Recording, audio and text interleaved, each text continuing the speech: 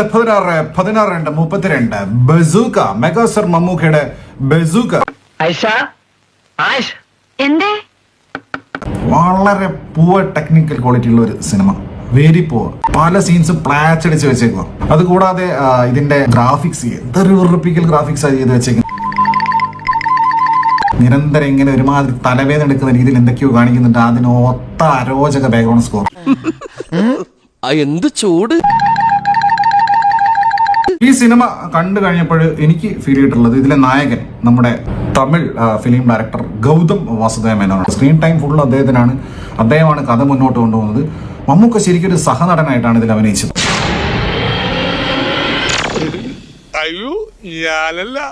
ഇദ്ദേഹം full time ബസ്സിലിരുന്ന് എന്തൊക്കെയോ കഥ പറയാം. അങ്ങനെയാണ് തോന്നുന്നു ഈ സിനിമയ്ക്ക് പേര് ബസൂക്ക എന്ന്. ബസ്സിലിരുന്ന് കഥ പറയുന്ന ഈ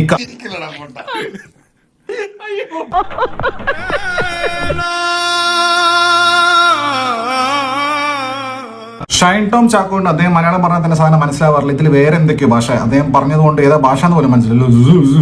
എന്തൊക്കെയോ പറയാൻ മനുഷ്യന് മനസ്സിലാവുന്ന ഭാഷ പറയടാ. ഡയലോഗ് ഡെലിവറി അതുപോലെ തന്നെ ഡബിങ് ഒക്കെ വളരെ മോശം. ഇങ്ങനെ കംപ്ലീറ്റ്ലി ആർട്ടിഫിഷ്യൽ സിറ്റുവേഷൻസ് ഉള്ള ഏതോ പാരലൽ വേൾഡ് നടക്കുന്ന പോലത്തെ എന്തൊക്കെയോ കാണിക്കും. പിന്നെ ഇക്കയുടെ ഒരു മാസം ഒരു ടവർ പരിപാടി കണ്ടത്. മുണ്ടൊക്കെ മടക്കി കുത്തിയിട്ട് ഇക്ക എന്തൊക്കെയോ ഡയലോഗ് അടിക്കുന്നത്. കൈയടിക്കാൻ വേണ്ടിയിട്ടാണ് ഇതൊക്കെ ചെയ്യുന്നത്. പക്ഷെ ആൾക്കാർ ഇങ്ങോറും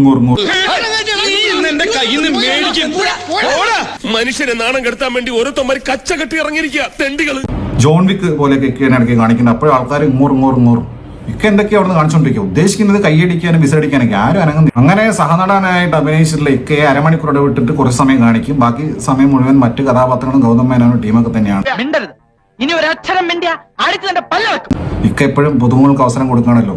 മറ്റാരുമല്ല നമ്മുടെ ആറാട്ടനെ കാണിച്ചത്. ആറാട്ടണം തന്നെ പുറത്തു വിട്ടു രാവിലെ തന്നെ. എനിക്കെന്നെ ചിരി പോകുന്നു എന്റെ വേസ്റ്റ് കണ്ടപ്പോ. എന്തുകൊണ്ട് ആൾക്കാർക്ക് ചിരിക്കുന്നത് നല്ലതായിരുന്നോ? ആറാട്ടന്റെ പെർഫോമൻസ് കിടലായിരുന്നോ? ഫയർ ആയിരുന്നു. 1-2 വർഷം മുമ്പ് ഞാൻ അഭിനയിച്ചാണ്. ഞാൻ ഇടയ്ക്ക് ഞാൻ ഷൂട്ടിംഗ് കംപ്ലീറ്റ് ചെയ്തില്ല. ഞാൻ വിചാരിച്ചു ഉണ്ടാവില്ലെന്ന് വിചാരിച്ചാ. അവസാനം വന്നു. വളരെ ഹാപ്പിയായി തോന്നുന്നു. ചെറുക്കൻ കീടക്ക് ഈ സ്ട്രോങ്ങിന്റെ ഒരു ഭാഗ്യേ. ഇതൊക്കെ എന്ത്. പിന്നെ അവസാനമായപ്പോഴേക്ക് ഇക്ക എന്തൊക്കെയോ കാണിക്കുന്നു.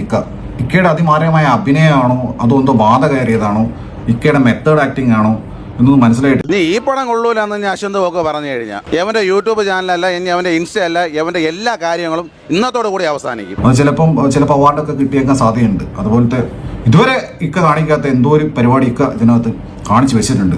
ഇന്നത്തോടു കൂടി അവസാനിക്കും. ഈ പടം ഇവൻ കൊള്ളൂലെന്ന് പറഞ്ഞു കഴിഞ്ഞാൽ നീ വലിയ റിവ്യൂറൊക്കെ തന്നെയാണ് സിനിമ കണ്ടിട്ട് പറഞ്ഞാൽ മനസ്സിലായ. മെഗാസ്റ്റാർ മമ്മൂക്കയുടെ സെൽഫ് ബസൂക്ക.